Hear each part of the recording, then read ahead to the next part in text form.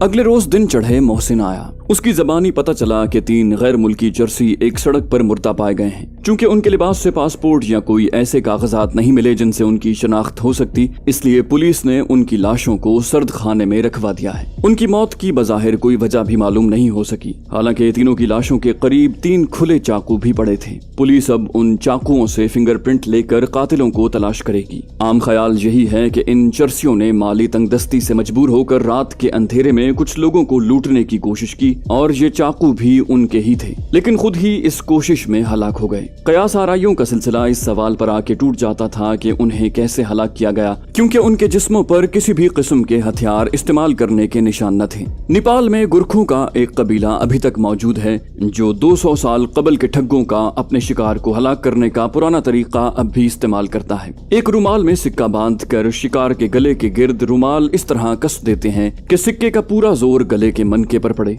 मन का इतना दबाव बर्दाश्त न कर सकने के बायस टूट जाता है और शिकार हलाक हो जाता है। मुझे उन नेपाली ठग्गों के मुतालिक मरियम ने बताया था। मैं मोहसिन की बातें खामोशी से सुनता रहा और कोई तबसरा न किया, क्योंकि जब किसी वाक़े के मुतालिक एक से ज्यादा आरा हो जाएं तो मामला उमूमन अनसॉल्व्ड रह जाता है। आपके जहन में ये सवाल यकीनन उठता होगा कि भारत में 3 साल क़याम के दौरान सिवाय गोरखपुर के हवाई अड्डे के जहां सैकड़ों अफराद जलकर भस्म हो गए थे, हमने हमेशा दुश्मनों को हलाक करने से इज्तनाब किया और ये इंतहाई इक़दाम सिर्फ उसी वक्त किया जब कोई दूसरी सूरत बाकी न रही। लेकिन नेपाल में 3 माह से भी कम अरसे में मैंने और मेरे साथियों ने इतने लोगों को हलाक किया कि उनकी लाइन लग गई। इसकी वजह यह थी कि भारत में अपने महकमे की तरफ से हमें चंद मखसूस टारगेट दिए गए थे और गोरखपुर का मिशन भी हमें दिए गए टारगेट्स की लिस्ट में नहीं था। भारत में हमने रूपोशी और कवर में सारा वक्त गुजारा और हम हिट एंड रन की हिकमत अमली से काम लेते रहे। हमारी तलाश में भारतीयों की कामयाबी मेरी गिरफ्तारी की सूरत में सामने आई, लेकिन खटमंडू में सूरत हाल भारत से बिल्कुल मुख्तलिफ थी। यहाँ भारतीय जासूस अपने पूरे वसाइल के साथ मौजूद थे और मेरे मुतालिक पूरी मालूमात रखते थे। मैं उनके सामने मौजूद था और मेरे साथ अमली तौर पर सिर्फ 3 चीनी दोस्त थे। यहाँ हमारे मकासद भी मुख्तलिफ थे। भारतीय मुझे जिंदा गिरफ्तार करने या उसमें नाकामी की सूरत में हलाक करना चाहते थे और मैं उनकी नफरी और उनके प्लांटेड आदमियों को ज्यादा से ज्यादा हलाक करके उनके प्लान को नाकाम और उन्हें खौफजदा कर रहा था। इस आमने सामने की जंग में जो भी रुकावट मेरे सामने आती मैं उसे खत्म करता जाता, चाहे वो चंद गद्दार और प्लांटेड महाजरों की सूरत में सामने आई या जर्मन टूरिस्टों की शक्ल में। भारत की निस्बत खटमंडू में मुझे जानी खतरा बहुत ज्यादा था और उसी खतरे को कम करने के लिए यहाँ मेरे हाथों पै दर पै हलाकतें हो रही थी। आइंदा 3-4 रोज में जर्मनों के मुतालिक यही मालूम हुआ कि उनकी आइडेंटिटी का सबूत न मिलने के बायस किसी सिफारत खाने ने भी पुलिस से रुजू न किया और उन्हें लावारिस समझने और मजहब का तायुन न हो सकने के सबब नेपाल के कानून के मुताबिक उन लाशों को जला दिया गया। ऐसा पहली बार नहीं हुआ था। चरस के रसिया हिप्पी खटमंडू में अक्सर सर्दी और भूख से हलाक हो जाते थे। मैंने उनके पासपोर्ट और कागजात अपने कमरे के आतिशदान में जला दिए और चंद ही रोज बाद इन जर्मन हिप्पियों की हलाकत भी माजी का किस्सा बन गई। मेरी फौरी ज़हनी परेशानी वो महाजिर था जो किसी सूरत भी मेरा पीछा न छोड़ता था। मोहसिन और लड़के उसकी मुकम्मल निगरानी करते रहे, लेकिन भारतीय सिफारत खाने से उसके ज़ाहिरी राब्ते का कोई सबूत न मिल सका। सड़क पर होटल के सामने खड़े होने से मैं उसे रोक नहीं सकता था, लेकिन उसका दिन का बेशतर हिस्सा वहाँ गुजारने से वो मेरे जहन पर बोझ बन गया था। उससे छुटकारे की कोई और सूरत न देखते हुए मैंने एक रोज होटल से निकलते हुए उसे अपनी वैन में बैठने की दावत दी। वो घबरा गया और वैन में बैठने से इनकार करते हुए भाग खड़ा हुआ। इससे मेरा शक यकीन में बदल गया कि दाल में जरूर कुछ काला है। कुछ समझ में नहीं आता था कि उससे कैसे पीछा छुड़ाऊं या कम से कम सही सूरत हाल ही मालूम हो जाती ताकि उसका सद्देबाब कर सकता। एक रात मरियम के घर में उसे मैं अपनी अमली जिंदगी के अव्वलीन दौर के वाकयात सुना रहा था जो मैंने चिटागोंग में इस्फहानी टी कंपनी की मुलाजमत में गुजारा था। उसे बंगाल टाइगर के शिकार का एक वाकया सुनाते हुए शेर को रागिब करने के लिए चारा बांधने के मकाम पर पहुंचा तो उसे मेरी बात पूरी तरह समझ में न आई। मैंने उसे तफसीलन बताया कि गाय के बछड़े को जंगल में किसी खुले मकाम पर बांधकर शिकारी दरख्तों पर चढ़ जाते हैं और शेर बछड़े की बू पर उस तक आ जाता है और शिकारियों की गोलियों का निशाना बन जाता है। मैं मरियम को ये समझा ही रहा था कि अचानक मेरे दिमाग में बिजली सी कौंदी और उस महाजिर की वहाँ मौजूदगी की वजह मुझे समझ में आने लगी। भारतीय सिफारतकार भी उसे चारे के तौर पर इस्तेमाल कर रहे थे। उन्हें बखूबी इल्म था कि खटमंडू में मुक्ति वाहिनी के 9 अफराद गद्दार महाजिरों और विजय कुमार की अमवात में मेरा अमल दखल था, लेकिन कोई ऐसा सबूत उन्हें न मिल सका कि जिसके जरिए वो मुझे इन अमवात का जिम्मेदार ठहरा सकें। मेरे ख्याल में उन्हें पूरा यकीन था कि उस महाजिर की हर रोज की निगरानी से तंग आकर मैं झुंझलाहट में उसे खत्म ختم कर दूंगा। अगर ऐसा होता और उन्होंने उस महाजिर से पहले ही ऐसी कोई तहरीर ले ली होती कि उसे मुझसे जान का खतरा है या उसकी मौत का जिम्मेदार मैं हूँगा, तो वो बड़ी आसानी से मुझे कत्ल के इल्जाम में गिरफ्तार करवा सकते थे। अगर उनके पास ऐसी तहरीर मौजूद थी तो वो खुद भी उसे हलाक करके उसका कत्ल मेरे सर मूंड सकते थे। अभी तक ये बात सिर्फ मफरूजा थी, लेकिन हर तहकीक और तफ्तीश मफरूजों से ही शुरू होती है। इन हालात में ये महाजिर मेरे कुछ न करने के बावजूद मेरे लिए फौरी खतरे का बायस था। मैंने मरियम के मशवरे से एक प्लान बनाया जिस पर अगले रोज सुबह ही अमल करना था। मरियम के घर से मैं खिलाफ मामूल जल्द उठाया और मोहसिन के घर गया। मोहसिन को मैंने कहा कि महाजिरों के 10 नुमाइंदों को लेकर वो कल 2 बजे मेरे होटल पहुंच जाए। उसे मैंने इसके अलावा कुछ न कहा। अगले 10 दिन सुबह 10 बजे अपने चीनी साथियों के हमरा मैं वैन में होटल से बाहर आया। वो महाजिर हस्बे मामूल होटल की बैरूनी दीवार के साथ टेक लगाए खड़ा था। मैंने चीनी दोस्तों को उससे चंद कदम पहले ही उतार दिया और वैन महाजिर के बिल्कुल करीब खड़ी कर दी। वो अभी मेरे उसके करीब रुकने की वजह के मुतालिक सोच ही रहा होगा कि मेरे चीनी दोस्तों ने दोनों तरफ से उसे नरगे में लेकर इंतहाई फुर्ती से वैन में खींचा, मुंह पर टेप चिस्पा की और आंखों पर पट्टी बांधकर वैन के फर्श पर डाल दिया। इधर उधर के बिला वजह चक्कर काट कर हम उसे शेर पंजाब रेस्टोरेंट ले आए। अभी रेस्टोरेंट का काम पूरी तरह शुरू नहीं हुआ था। सरदार जी से चंद मिनट गपशप की और उसे चिंगवा रेस्टोरेंट ले आए। वहाँ भी मुनासिब जगह न होने के बायस हम पाकिस्तानी एम्बेसी पहुंचे। मैंने वैन खासी आगे ले जाकर खड़ी की और ट्रांसमीटर ऑपरेटर के कमरे में चला गया। ट्रांसमीटर और दूसरे आलात पिछले कमरे में थे। ऑपरेटर कुछ देर पहले ही घर से आया था जहाँ वो अकेला रहता था। मैंने उसे कहा कि मुझे अपने फराइज की अदायगी के सिलसिले में चंद घंटों के लिए उसके घर की जरूरत है। वो खामोशी से उठा और मेरे साथ एम्बेसी से बाहर आ गया। वैन में बैठने से पहले उसने कहा, मेरा घर हाजिर है, सिर्फ ये ख्याल रखें कि मैं सिफारत खाने का मुलाजिम हूँ और अफसरान मुझे पसंद नहीं करते। ऐसी कोई बात ना हो जिससे उन्हें मेरे खिलाफ कोई मौका मिल जाए। मेरे जवाब का इंतजार किए बगैर वो वैन में मेरे साथ बैठ गया।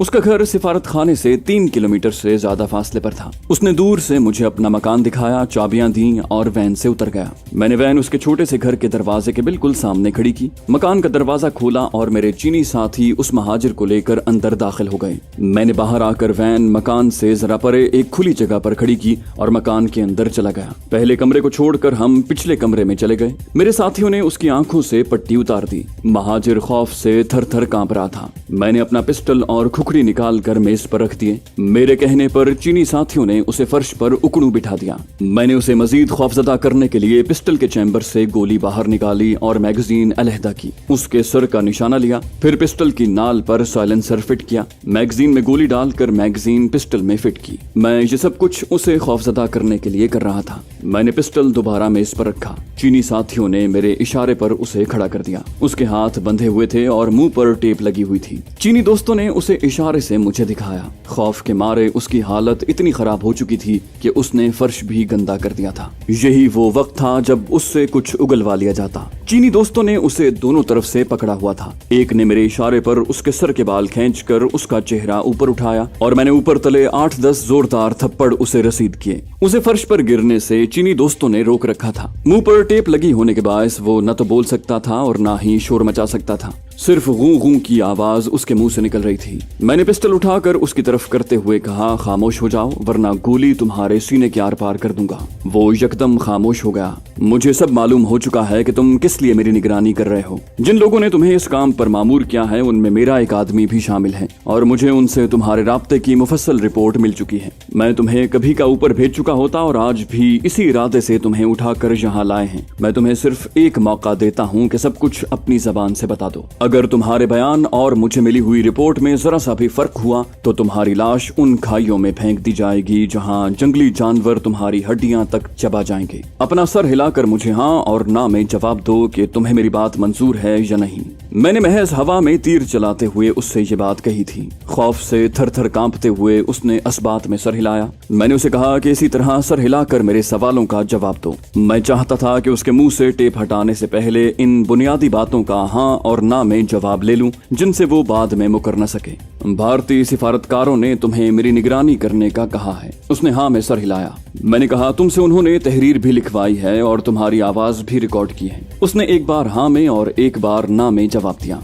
मैंने कहा तुम्हें इस काम का मुआवजा भी मिल रहा है? उसका जवाब हाँ में था। मुझे बुनियादी बातों का जवाब मिल चुका था और इन्हीं जवाबों की रोशनी में मुझे उससे मजीद तफसीलात हासिल करना थी। उसकी हालत इतनी नागुफ्तबे हो चुकी थी कि उसे होश में रखने और सवालों का जवाब देने के लिए मैं दूसरे कमरे से उसके लिए पानी लेकर आया और उसे कहा कि मुंह से टेप उतरने के बाद बिल्कुल मध्यम आवाज में मेरे सवालों का जवाब दे। अगर उसने चीखने या भागने की कोशिश की तो मैं बेदरेग उसे गोली मार दूंगा। हाथ पुश्त पर बंधे होने के बायस वो भाग तो नहीं सकता था, लेकिन शोर मचाकर हमसायों को मुतवज्जे कर सकता था। इसीलिए पेशबंदी के तौर पर मैंने उसे वार्निंग दी थी। चीनी दोस्तों ने उसे फिर उकड़ू बिठा दिया। मैंने उसके मुंह से टेप उतारी, पानी पिलाया और कहा कि शुरू से हर बात सच सच और तफसीलन बताए। जो कुछ उसने बताया उसका लुब्बे लुबाब ये था कि जब वो भारतीय सिफारत खाने 4000 रुपए वापस करने गया था तो सेकंड मिलिट्री अटैची मेजर बासु ने उसे कहा कि वो ये रुपए खुद रख ले। इसके अलावा उसे मजीद 2000 रुपए देने का वादा किया और कहा कि वो सिर्फ इतना करे कि मुझसे करीब होकर मेरी नक्लो हरकत की मुफस्सल रिपोर्ट हर रोज उन्हें दिया करे। उस रोज सिफारत खाने से वापसी पर ही जब मैंने उसकी जेब से 4000 रुपए बरामद कर लिए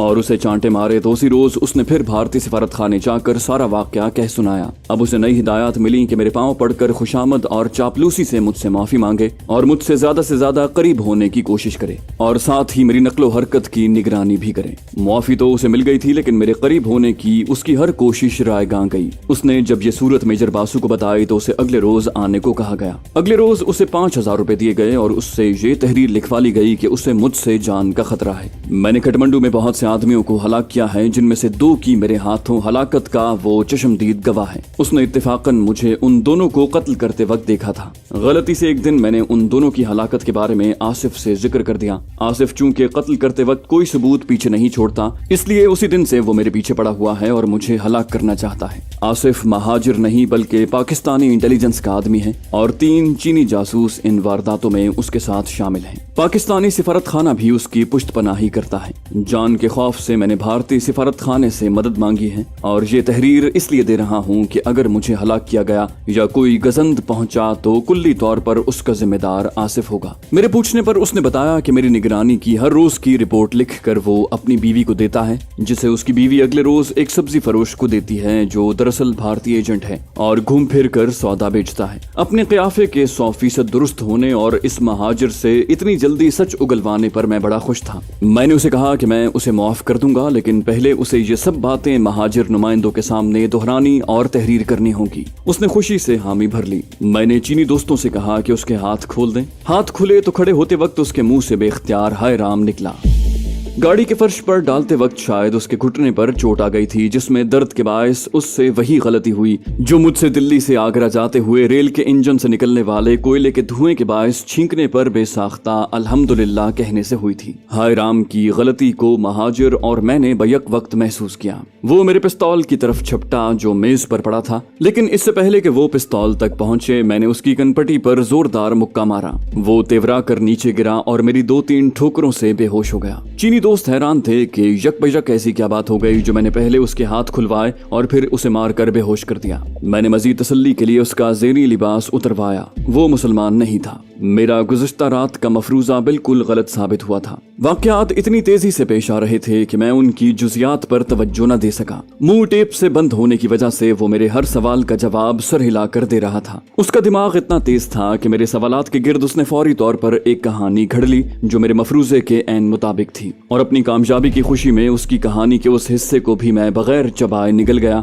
जिसमें उसने मेरे हाथों 2 हलाकतों का खुद को चश्मदीद गवाह बताया था। उसके बकौल ये तहरीर भारतीय सिफारतकारों ने उससे लिखवाई थी, लेकिन अब जबकि उसकी असलियत मालूम हो गई तो ये सारी दास्तान भी उसकी ज़हनी इख्तिरा ही बनती थी। ये भी मुमकिन था कि भारतीय सिफारत खाना किसी असली महाजिर को मेरे मफरूज़े के मुताबिक इस्तेमाल कर रहा हो, जिसका इल्म उस नकली महाजिर को भी हो और अपनी जान बचाने और मेरा एतमाद हासिल करने के लिए उसने इस किरदार का सहारा लिया हो। मेरे चारों तरफ साजिशों का जाल बुना जा रहा था और भारतीयों की मक्काराना चालों का मुकाबला मैं चालों से नहीं कर सकता था। काठमांडू में भारतीय हुकूमत ने महाजिरों के रूप में अपने एजेंट भेजने, महाजिरों की ब्रेन वॉशिंग करने और उन्हें पाकिस्तान दुश्मनी पर आमादा करने में अपना पूरा जोर सर्फ कर डाला था। ऐसा नादिर मौका उन्हें फिर कभी नहीं मिलना था और इस मौके का वो पूरी तरह फायदा उठा रहे थे। काठमांडू में मेरी आमद से 3 बरस पहले ही से महाजिर आने शुरू हो गए थे। भारत ने इसी दौरान अपनी जासूसी की जड़ें इस कदर फैला दी थीं जिन्हें जासूसी के मुरव्वजा उसूलों से उखाड़ना मेरे अकेले के बस में न था। उधर पाकिस्तानी सिफारत खाने ने ऐसी चुप साधी हुई थी जैसे कुछ हो ही नहीं रहा। उनकी मजबूरी की भी एक वजह थी जो काफी बाद में मुझे अपने मिलिट्री अटैची से मालूम हुई। बेइंतहा सियासी दबाव के बायस नेपाल गवर्नमेंट पाकिस्तानी महाजिरों को पनाह देने को रजामंद हुई थी। उसके बायस भारत हर रोज कोई न कोई बहाना बनाकर नेपाल की दरामदात को मुअत्तल करने की धमकियां देता था। पाकिस्तानी सिफारत खाना इसीलिए दम साधे और भारत की सारी कार्रवाइयां खामोशी से देखे जा रहा था कि कहीं किसी छोटी सी बात को जवाज बनाकर भारत नेपाल पर अपना दबाव इस कदर न बढ़ा दे कि नेपाल गवर्नमेंट को मजबूरन पाकिस्तानी महाजिरों की आमद को रोकना पड़े। मिलिट्री अटैची के मुताबिक सिफारत खाना अगर एक तरफ मेरी कार्रवाइयों से खुश था तो दूसरी तरफ खौफजदा भी था कि कहीं इसी वजह से महाजिरों की आमद का सिलसिला रुक न जाए। अंदरूनी तौर पर इसलिए भी कि उनकी आमदनी का सिलसिला रुक जाए। मेरे पास भारतीय साजिशों का एक ही जवाब था कि जो भी जासूस और गद्दार नजर आए उसे खत्म करता जाऊं। ये सिर्फ मेरा जाती फैसला नहीं था बल्कि इस फैसले में मेरे महकमे की रजामंदी भी शामिल थी। इसीलिए मुझे वापस नहीं बुलाया जाता था और मेरी मदद के लिए 3 चीनी दोस्तों का इंतजाम भी किया गया था। इस भारतीय जासूस को मेरे चीनी दोस्तों ने जहरीली सुइयों के जरिए वहीं पर अंजाम तक पहुंचाया। सुई फायर करने का अमली मुजाहरा भी मैंने पहली बार देखा। अब लाश को ठिकाने लगाने का मसला दरपेश था। नुमाया भारतीय सिफारतकारों के नाम मुझे मालूम थे। भारतीय 2nd मिलिट्री अटैची मेजर बासु मुसलमानों से अपने तासुब और पाकिस्तान दुश्मनी में सबसे आगे था। उस भारतीय एजेंट ने भी उसी का नाम लिया था। मैंने कमरों में तलाश करके एक सफेद कागज लिया और खत बिगाड़ कर कैपिटल हुरूफ में गिफ्ट फॉर मेजर बासु लिखकर लाश के साथ नत्थी कर दिया। वैन लेकर मैं दरवाजे के सामने आ गया। चीनी साथी लाश को उठाकर और दोनों तरफ से सहारा देकर इस तरह बाहर लाए जैसे किसी लड़खड़ाते शराबी को थामा हो। पिछली सीट पर लाश को बिठाकर दोनों जानिब वो बैठ गए। मैंने मकान को लॉक किया और पाकिस्तानी एम्बेसी के पास गाड़ी खड़ी करके चाबी ट्रांसमीटर ऑपरेटर को वापस की। लाश दिन को ठिकाने नहीं लगाई जा सकती थी और मेरे प्रोग्राम के लिए भी रात के अंधेरे की जरूरत थी। हम सारा दिन शहर की बैरूनी सड़कों पर वैन कभी दौड़ाते और कभी रेस्ट करते रहे। दोपहर का खाना भी इसी वजह से मिस हुआ। बिस्किट के 3 पैकेट हमने शहर के निवाही इलाके की एक दुकान से खरीदे और भूख मिटाई। जब रात खासी गहरी हो गई तो मैं वैन भारतीय सिफारत खाने के अकब में ले गया जहां सिफारत खाने की हुदूद के अंदर अफसरान के फ्लैट थे और आमदोरफ्त के लिए एक छोटा गेट था। थी तो ये खतरनाक और जुनूनी बात, लेकिन मैंने चल सोचल के मुताबिक अब खुले तौर पर मैदान में आने का फैसला कर लिया था। सड़क पर आने जाने वालों से होशियार और नजर बचाकर मेरे साथियों ने लाश को वैन से उतारा और बंद गेट के साथ टेक लगाकर बैठने की पोजीशन में रख कर आ गए। वैन पर चक्कर लगाकर हम मुखालिफ समत से अन्नपूर्णा होटल में दाखिल हुए। रिसेप्शन से मालूम हुआ कि बाद दोपहर बहुत से महाजिर मुझे मिलने आए थे और शाम गए तक इंतजार के बाद वापस चले गए। मरियम ने भी कई बार फोन किया था। चीनी दोस्तों के लिए कमरा तो मैंने बहुत पहले ही से लिया हुआ था। मैंने उन्हें वहीं रुकने के लिए कहा लेकिन वो वापस जाना चाहते थे। भूख और थकन से मेरा भी बुरा हाल हो रहा था। कमरे में जाकर मैंने मरियम को फोन किया और कहा कि अगर आज की रुएदाद सुननी है तो खाना लेकर तैयार हो जाओ। चीनी दोस्त तुम्हें लेकर होटल आ जाएंगे और वापसी पर मैं तुम्हें छोड़ाऊंगा। आध घंटे में ही मरियम आ गई। इस दौरान मैं गर्म पानी से नहाकर ताजा दम हो चुका था। खाना खाते हुए मैंने मरियम को सुबह से अब तक के तमाम वाकयात सुना दिए। उसका रद्द-ए-अमल उसके जज्बात के ऐन मुताबिक था। कहने लगी, मुझे तो ऐसा महसूस होता है कि तुम्हारा ये जिंदगी और मौत का खेल शायद कभी खत्म न हो और मैंने पुरसुकून मुस्तकबिल के जो ख्वाब देखे हैं शायद वो कभी भी पूरे न हो सकें। मैंने मरियम को दिलासा दिया और कहा कि ये खेल मैं खुशी से नहीं खेल रहा। किसी की हलाकत पर मुझे कभी खुशी नहीं हुई। एक इंसान को मारना एक दुनिया को खत्म करना है, लेकिन मुझे इस पर मजबूर कर दिया गया है। बहरहाल मैं पूरी कोशिश करूंगा कि जहन्नम की इस वादी से हम जल्द से जल्द निकल आएं। मरियम को वापस छोड़कर जब मैं होटल आया तो नींद मेरी आंखों से गायब हो चुकी थी। मैं सोच रहा था कि काठमांडू में तो हर रोज नित नई मुसीबतों में घिरता जा रहा हूँ और उनका खात्मा दूर दूर तक दिखाई नहीं देता। यहाँ मुझे जो मिशन सौंपा गया था उसके मुताबिक मुताबिक मुझे सिर्फ प्लांटेड महाजरों के मुताल्लिक मालूमात पाकिस्तान भेजनी थी, या अगर किसी भारतीय जासूस का पता चल जाता तो अपने सिफारत खाने और महकमे को उसकी इत्तला देनी थी। लेकिन मैं गैर दानिस्ता तौर पर इन फराइज की अंजाम दही में इस कदर इन्वॉल्व हो चुका था कि चारों तरफ से दुश्मन मेरी जिंदगी के दरपे थे। हालत इतनी बिगड़ चुकी थी कि एक तरफ तो पाक भारत दुश्मनी को दोस्ती में बदला जा रहा था और हमारा बरसरे इख्तिदार तबका भारत से मोहब्बत की पींगे बढ़ा रहा था, और मैं यहाँ भारत दुश्मनी और अपनी जान बचाने के लिए कत्ल पर कत्ल किए जा रहा था। अपने वतन की मोहब्बत और सालमियत के तहफ्फुज़ के लिए दुनिया भर में लाखों लोगों ने खुशी खुशी अपनी जानों के नजराने पेश किए थे और उनके मुल्क और कौम ने उनकी कुर्बानियों को बेहद सराहा है। लेकिन पाकिस्तान में सूरत हाल मुख्तलिफ है। सुकूत ढाका के फौरी बाद इंदिरा गांधी ने अपनी तकरीर में दो कौमी नजरिए को खलीज बंगाल में डुबो देने और 1000 साला बदला लेने का फखरिया जिक्र किया था। उधर पाकिस्तान में भारत से 1000 साल तक लड़ने और शिकस्त का बदला लेने की कस्में खाने वाले अब इख्तिदार के नशे में डूबकर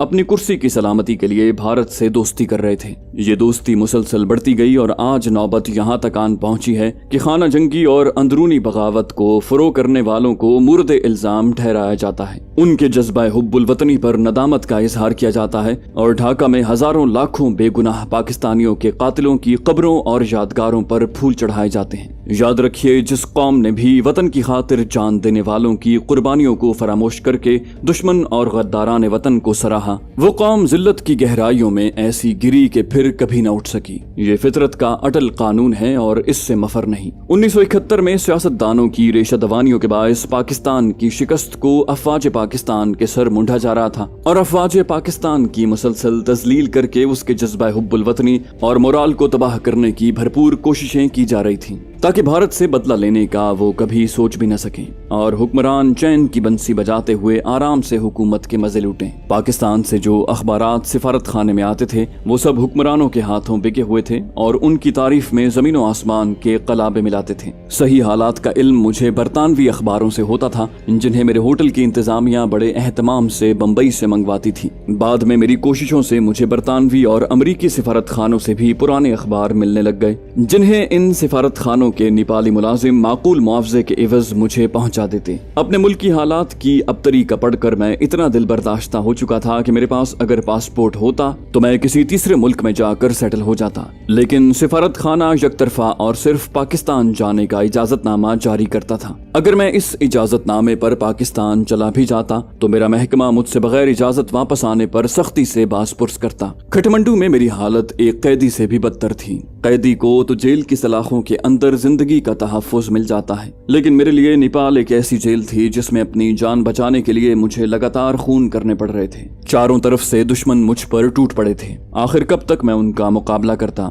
मुझे अपना अंजाम साफ दिखाई दे रहा था कि किसी रोज दुश्मन की गोलियां मेरे सीने में पैवस्त हो जाएंगी और लावारिसों की तरह मुझे खटमंडू में ही दफन कर दिया जाएगा। यहाँ सिर्फ एक हस्ती ही मेरी मुनिस और राजदार थी, बल्कि अगर मैं ये कहूँ कि पूरी दुनिया में मेरी खैर खा सिर्फ मेरी वालिदा और मरियम ही थी तो बेजाना होगा। अल्लाह पाक के हुजूर गिड़गिड़ा कर मेरी सलामती की हर वक्त दुआएं मांगने वाली मेरी वालिदा की दुआओं का ही नतीजा है कि आज मैं जिंदा सलामत अपनी आप बीती आपकी खिदमत में पेश कर रहा हूँ। मरियम से भी मैं अपनी मायूसी छुपाता था। वो बहुत हसास थी और ऐसी बातें सुनकर वो फौरन आजुर्दा हो जाती। वो पहले ही मेरे लिए बहुत मुतफक्किर थी और मैं उसे दिलासा देता रहता था। अगर मैं ही उससे मायूसी की बातें शुरू कर देता तो वो हौसला बिल्कुल ही हार देती।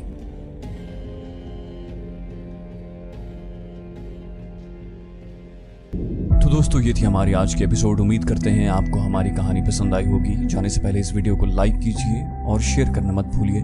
कमेंट करके हमें बताइए कि आपको हमारी वीडियो कैसी लगी, और अगर अभी तक आपने इस चैनल को सब्सक्राइब नहीं किया तो इसे सब्सक्राइब कीजिए और बेल आइकन दबाकर ऑल नोटिफिकेशंस ऑन कर लीजिए।